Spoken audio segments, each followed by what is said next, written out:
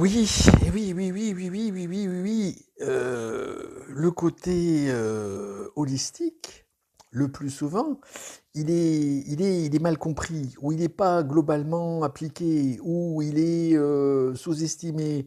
Voilà, donc moi j'ai envie de dire holistique, sinon rien. Voilà.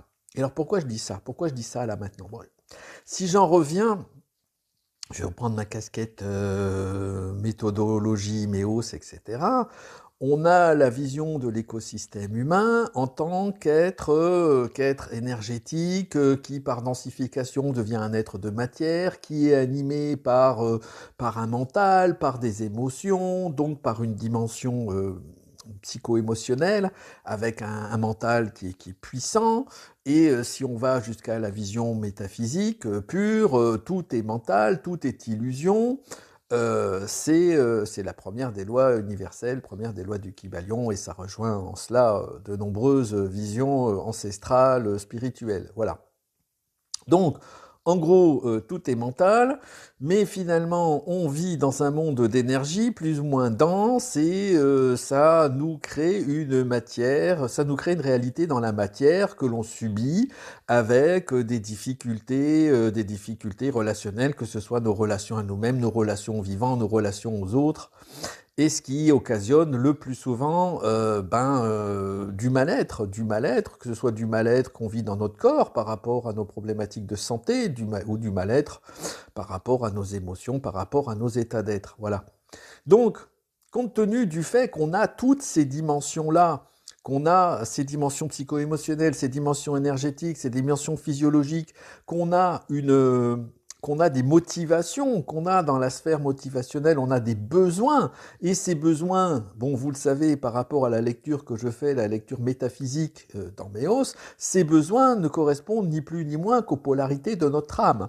Donc, assouvir nos besoins, c'est concourir à l'harmonisation de nos polarités, et ça se fait de vie en vie, parce que, bon, voilà, si je résume très très brièvement, effectivement, à la mort demeure le corps causal demeure, conserve les traces, la mémoire de ce qui n'a pas été harmonisé, donc des besoins qui sont restés insatisfaits, on le retrouve de vie en vie, ça peut se retrouver simplement comme ça par la réincarnation, et ça peut se faciliter par l'acquisition transgénérationnelle, par la génétique, etc. Bon, quand bien même on a compris tout ça, on n'en demeure pas moins avec nos problématiques de mal-être, et on voudrait aller vers un mieux-être. Et pour aller vers un mieux-être, quand on a compris comment on fonctionne, on ne peut pas faire autrement que de considérer que la prise en charge de notre problématique, elle doit être véritablement holistique. Mais holistique réellement, pas holistique dans la pensée, oui, oui, tout est global, tout est lié. Parce que la problématique aujourd'hui, c'est que je vois beaucoup de thérapeutes qui se disent, qui sont très convaincus d'être dans cette pensée, dans cette mouvance holistique, mais dans la réalité, l'individu qui a besoin d'être traité n'est pas pris en charge de manière holistique. Vous n'avez pas aujourd'hui des gens qui arrivent qui ont un endroit dans lequel se présenter, où il y a un bilan qui va être fait, où on va leur dire, bon, bah alors, c'est quoi votre vécu, c'est quoi, où on va chercher. Alors vous le savez, ça c'est aussi un des axes sur lesquels j'aime travailler, c'est-à-dire qu'il faut commencer par aller chercher ses besoins. Quels sont les besoins qui ne sont pas satisfaits? On va aller à la rencontre de ces besoins insatisfaits par rapport aux états d'être que l'on ressent, par rapport à tout nos backgrounds émotionnels, par rapport à nos systèmes de compensation, par rapport à nos conditionnements, par rapport à nos croyances, par rapport, voilà. Et une fois qu'on a en ligne de mire l'objectif qui finalement correspond à notre mission de vie, hein, quelque part, satisfaire nos besoins, c'est des besoins humains fondamentaux, hein, besoins physiologiques, besoin de sécurité affective, matérielle, psychologique, financière, voilà. Ensuite, besoin d'amour, d'appartenance, de réconfort, besoin d'estime de soi, besoin d'estime venant des autres, besoin d'expression, besoin de créativité, besoin d'esthétique, besoin de réalisation, besoin de transcendance, voilà. Une fois qu'on a une vision très fine de ces besoins, qui sont liés, rappelons-le, à toutes ces blessures, d'accord? qui amène donc nos comportements, nos conditionnements, nos compensations, etc. Donc, tant qu'on n'a pas une vision sur cette chaîne, déjà, on a du mal à avancer. Donc, c'est très très bien de pouvoir aller sur ces terrains-là. Mais qui aujourd'hui réalise ce travail-là? C'est pas ce qu'il y a de plus courant. Mais encore faut-il, une fois que tu commences à avoir une idée là-dessus, pour débroussailler, tu vas aussi travailler en énergétique. C'est-à-dire, tu vas essayer de voir pourquoi un certain nombre d'habitudes compensatoires, un certain nombre de nos conditionnements sont, à un moment donné, tellement cristallisés dans nos corps énergétiques qui vont avoir, le cas échéant, une incidence sur notre physiologie, et ils vont avoir des incidences par rapport à nos modes de fonctionnement, etc., etc. Mais qui va s'occuper de tout en même temps? Aujourd'hui, ça n'existe pas. Aujourd'hui, tu n'as pas un professionnel qui va te faire un bilan, puis on va travailler ça, puis on va travailler ça, puis on va travailler ça. Et pourtant, une prise en charge holistique, ça serait ça.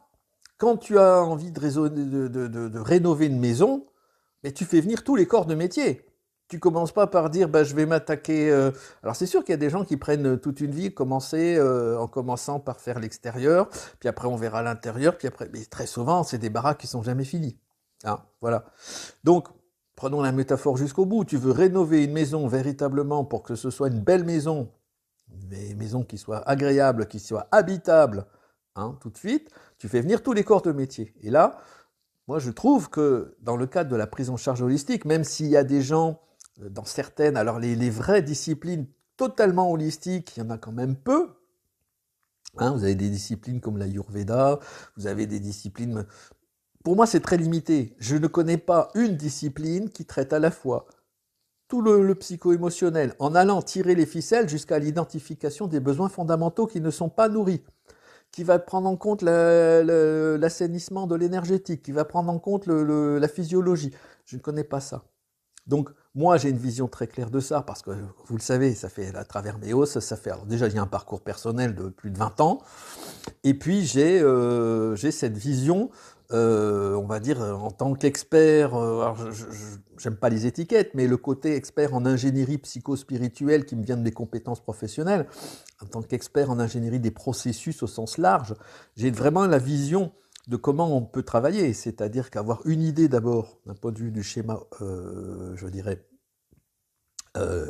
dire, on travaille le logiciel, après on travaille le matériel, et puis on va travailler l'énergie, bien évidemment, et puis après c'est des allers-retours, ça doit être des allers-retours permanents entre je nettoie le logiciel, et puis après je vais récurer en profondeur l'énergétique. Une fois que j'ai bien récuré, je ne ressalis pas. Je donne toujours cet exemple de quand tu passes l'aspirateur, si tu as un gamin qui te suit en mangeant un biscuit sec, ça ne sert à rien derrière toi. Ça ne sert à rien. Donc voilà, c'est là où il y a une certaine manière d'ordonnancer. Mais je crois réellement que beaucoup de gens qui croient, qui sont des gens convaincus sur la prise en charge holistique, eh bien malheureusement ne sont pas forcément, ne peuvent pas aller forcément dans leur prise en charge jusqu'au bout de la problématique. Donc c'est vrai que j'ai une vision peut-être un peu idéaliste, mais moi je crois beaucoup dans les métiers de l'accompagnement de demain. Alors quelque chose qui forcément moi me parle beaucoup parce que c'est sous cet angle-là que moi je me verrais utile, c'est-à-dire qu'à un moment donné, il faudrait des lieux, il faudrait des structures où il y ait une prise en charge globale, un petit peu, vous avez un orienteur, vous savez, c'est un peu ce rôle de facilitateur que je peux avoir, hein, avec mon expertise transverse, c'est dire, bon voilà, on va essayer de voir un petit peu quelles sont les problématiques, qu'est-ce que tu vis aujourd'hui, d'où tu viens, où tu veux aller, et qu'est-ce que tu vis, hein? Et puis essayer de voir justement et de travailler en réseau. Et le fait de travailler en réseau, alors naturellement, ça supposerait d'être dans une structure où il y a quand même... Parce que tout ça, c'est beaucoup d'argent. Hein. Si réfléchissez, si une personne a une problématique, elle vient vous voir, moi je veux reprendre ma vie en main, vraiment.